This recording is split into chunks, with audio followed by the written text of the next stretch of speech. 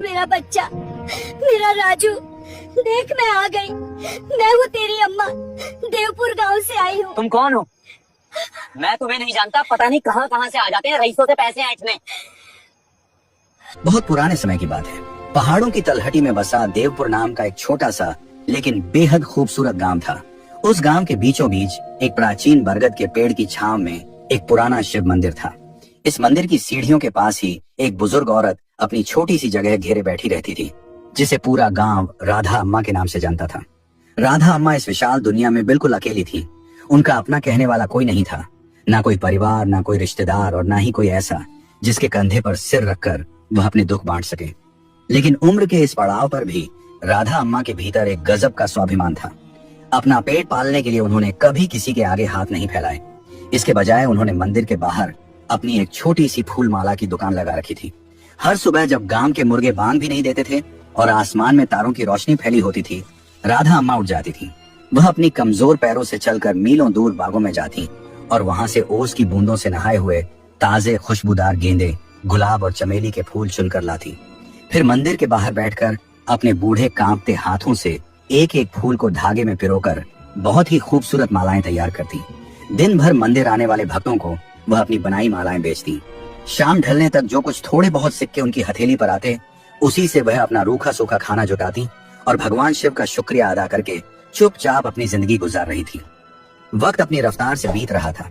एक दिन सर्दियों का मौसम अपने चरम पर था। दिन भर तो सब ठीक रहा, लेकिन शाम होते होते अचानक आसमान का मिजाज बदल गया। काले घने और डरावने बादलों ने पूरे गांव को घेर लिया और बहुत तेज हवाएं चलने लगी। देखते ही देखते बेमौसम की मूसलाधार बारिश शुरू हो गई। राधा अम्मा घबरा गईं। उन्होंने अपने कांपते हाथों से जल्दी जल्दी अपनी फूल माला की दुकान का सामान समेटा, बचे हुए फूलों को टोकरी में ढका और भागकर अपनी छोटी सी कच्ची झोपड़ी में पहुंच गई। बाहर बारिश का शोर इतना तेज था कि किसी की आवाज सुनाई नहीं दे रही थी। अम्मा के पुराने सूती कपड़े पूरी तरह भीग चुके थे और ठंड के मारे उनके दांत किटकिटा रहे थे। तभी अचानक तूफानी हवा के उस खौफनाक शोर के बीच उन्हें किसी के रोने और सिसकने की धीमी सी आवाज सुनाई दी। अम्मा चौंक गईं। उन्होंने अपनी झोपड़ी का आधा टूटा हुआ लकड़ी का दरवाजा थोड़ा सा खोला और बाहर झांका। बाहर का नजारा देखकर अम्मा का दिल जैसे पल भर के लिए धड़कना भूल गया। उनकी झोपड़ी के ठीक बाहर एक बड़े से पेड़ के तने से सटकर एक 10-11 साल का छोटा सा बच्चा घुटनों में सिर दिए सिकुड़ कर बैठा था। वह इस कड़ाके की ठंड और बारिश में पूरी तरह भीग चुका था और ठंड के मारे सूखे पत्ते की तरह कांप रहा था। राधा अम्मा ने बिना एक पल सोचे उस तूफानी बारिश में बाहर छलांग लगा दी। उन्होंने उस ठंडे पड़ चुके बच्चे का हाथ पकड़ा और उसे अपनी झोपड़ी के अंदर ले आई। अंदर लालटेन की हल्की रोशनी में उन्होंने देखा कि बच्चे के होंठ ठंड से बिल्कुल नीले पड़ गए थे और वह डर व सर्दी के मारे एक शब्द भी नहीं बोल पा रहा था। अम्मा ने एक पल भी बर्बाद नहीं किया। उन्होंने अपने बक्से से अपनी एक पुरानी लेकिन बिल्कुल सूखी और साफ सूती साड़ी निकाली और उस बच्चे को अच्छी तरह लपेट दिया। फिर उन्होंने तुरंत कोने में पड़े कुछ सूखे उपले और लकड़ियां जलाकर चूल्हा सुलगाया ताकि झोपड़ी में गर्माहट फैल सके। जब बच्चे के शरीर में थोड़ी जान आई तो अम्मा ने उसके सिर पर अपने खुरदड़े लेकिन ममता भरे हाथों से प्यार से हाथ फेरते हुए पूछा, बेटा तुम कौन हो और इतनी रात में इस प्रलय जैसे तूफान में बाहर क्या कर रहे थे?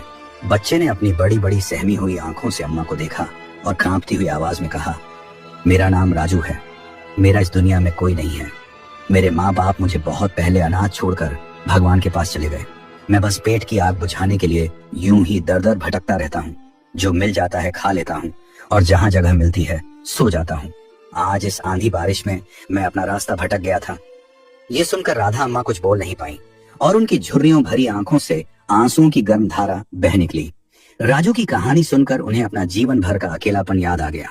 कैसे वह भी इस स्वार्थी दुनिया में बिल्कुल अकेली संघर्ष कर रही है।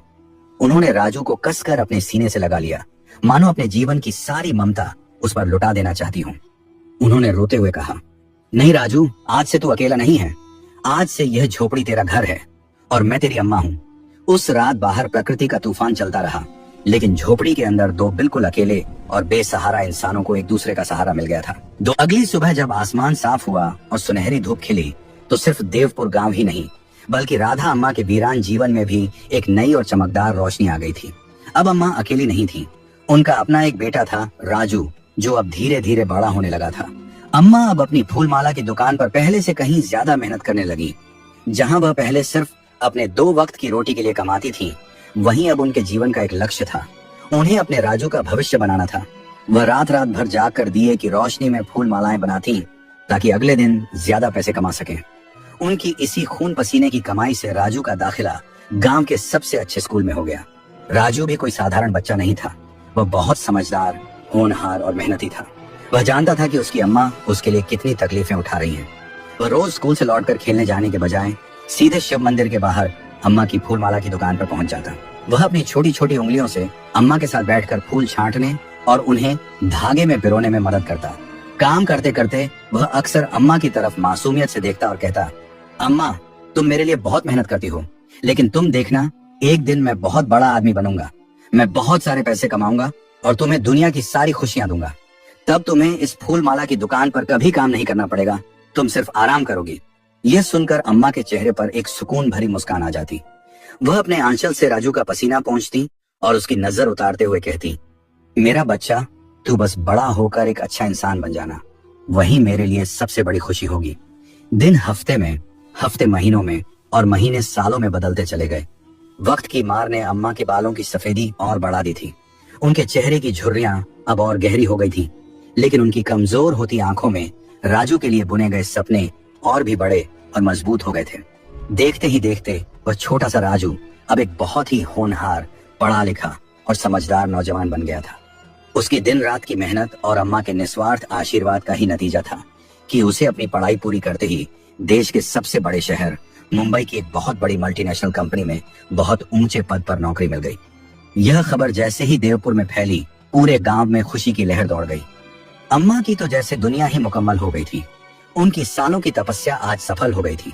जिस दिन राजू को अपनी नई जिंदगी शुरू करने के लिए मुंबई शहर जाना था, उस दिन अम्मा ने सुबह सवेरे उठकर उसके लिए अपने हाथों से उसके पसंदीदा बेसन के लड्डू बनाए। एक पुराने झोले में उसका सामान बांधा और उसे बस स्टैंड तक छोड़ने गई। बस आने पर राजू ने झुककर अम्मा के पैर छुए। उसकी आंखों में आंसू थे। उसने रोते हुए कहा, अम्मा, मैं आज जा रहा हूँ, लेकिन मैं तुम्हें इस गांव की झोपड़ी में ज्यादा दिन नहीं रहने दूंगा। मैं वहां मुंबई में बहुत मेहनत करूंगा, बहुत पैसे कमाऊंगा, एक बड़ा सा घर खरीदूंगा और फिर आकर तुम्हें हमेशा के लिए अपने साथ उस बड़े शहर में ले जाऊंगा।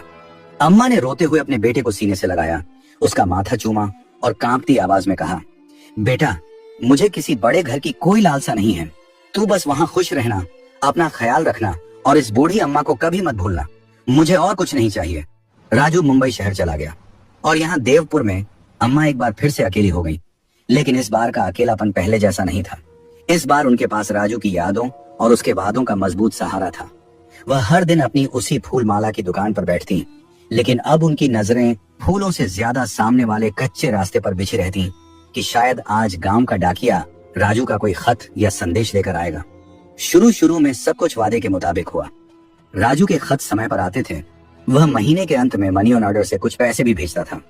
अम्मा पूरे गांव में फख्र से वह खत दिखाती। लेकिन जैसे जैसे समय बीतता गया, मुंबई शहर की अंधी चकाचौंध, कामयाबी की रेस और भाग दौड़ में राजू कहीं खोने लगा। 1 साल बीता, 2 साल बीते, 5 साल बीत गए। राजू अब सच में एक बहुत बड़ा आदमी बन चुका था।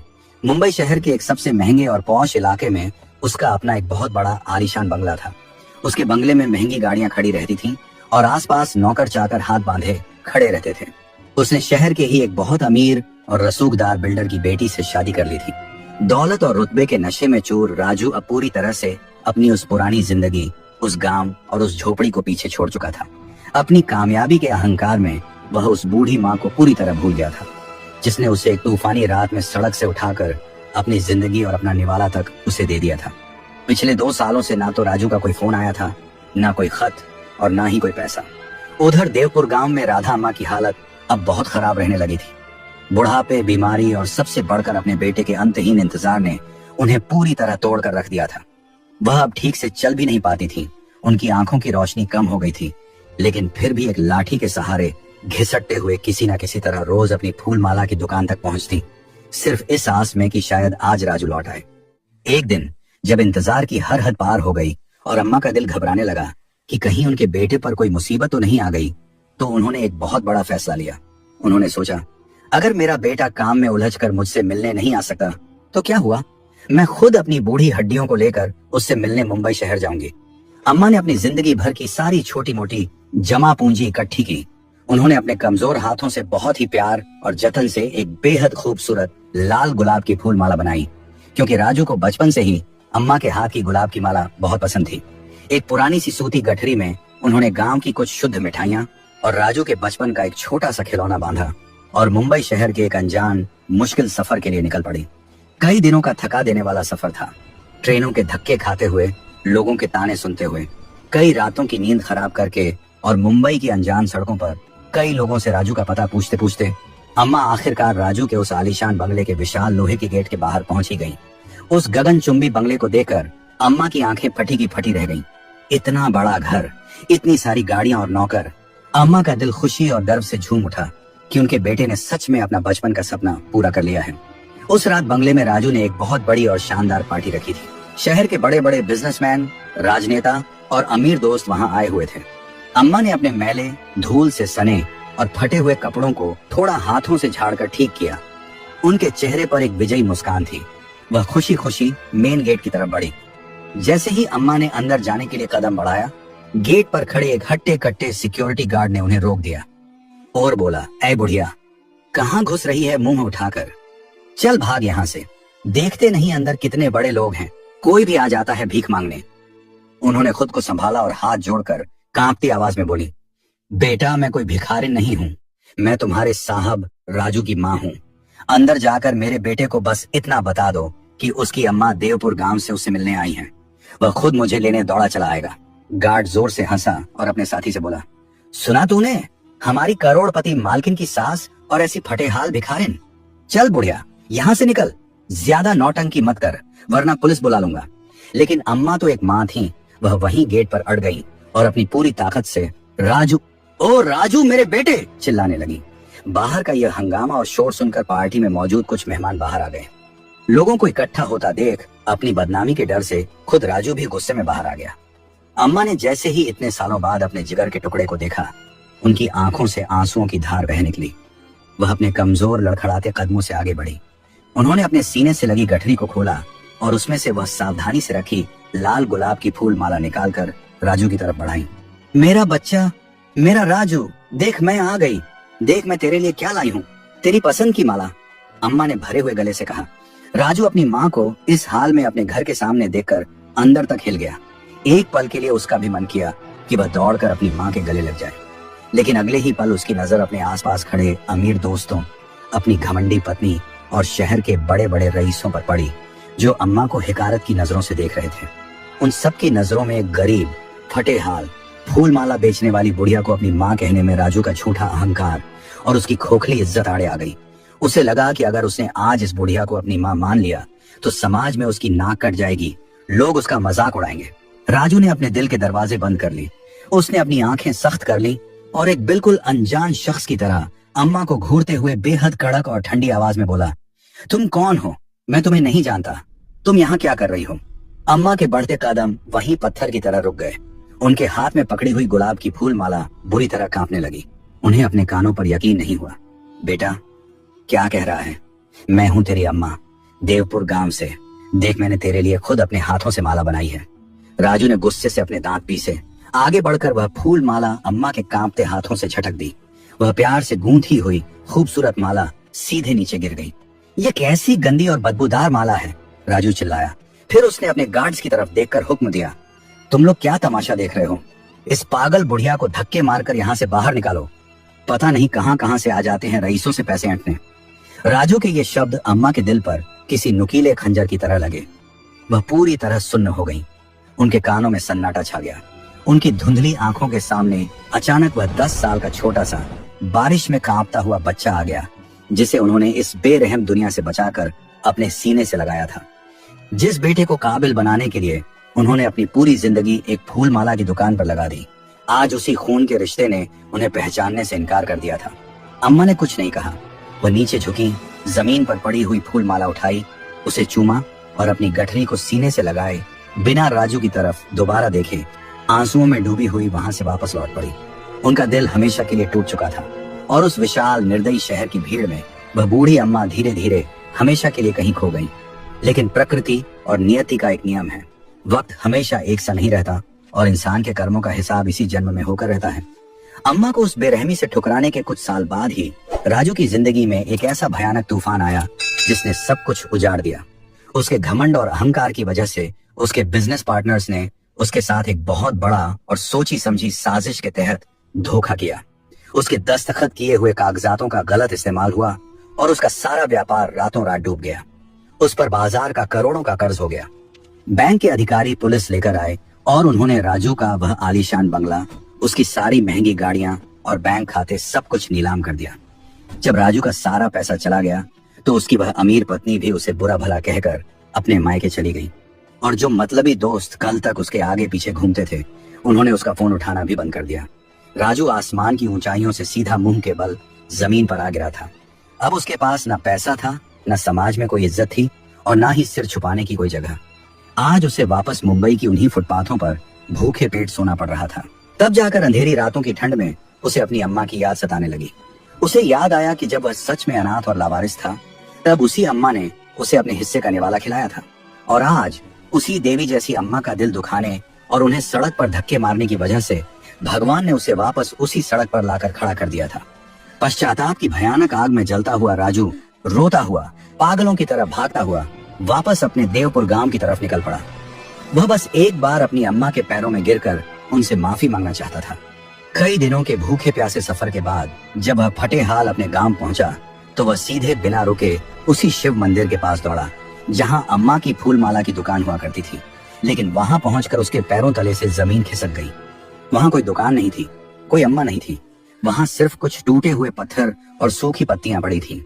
राजू ने बदहवासी में पास से गुजरते हुए एक बुजुर्ग गांव वाले को पकड़ा और घबराते हुए पूछा, काका, यहाँ मेरी अम्मा बैठती थी, राधा अम्मा, उनकी फूल माला की दुकान कहाँ है?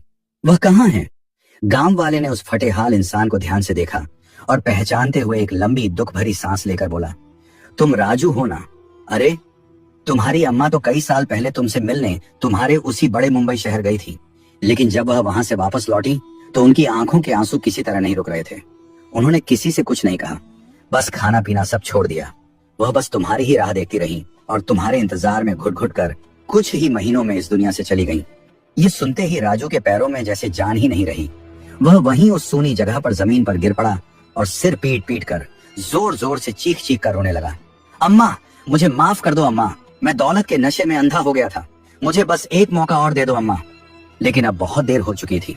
बंद हो चुके दरवाजों पर दस्तक देने से कुछ नहीं होता।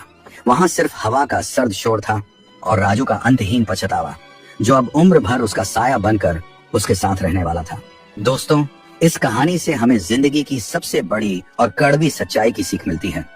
इंसान को जिंदगी में पैसा, रुतबा और कामयाबी चाहे कितनी भी मिल जाए, लेकिन उसे उन हाथों को कभी नहीं भूलना चाहिए जिन्होंने उसे उस मुकाम तक पहुंचने में सहारा दिया हो। जो इंसान अपने माँ बाप या अपने बुरे वक्त में साथ देने वालों को अपने अहंकार में ठुकरा देता है, प्रकृति और वक्त उसे एक दिन ऐसी जगह लाकर खड़ा कर देते हैं जहां उसके पास सिर्फ पछतावे के आंसू होते हैं और पहुंचने वाला कोई नहीं।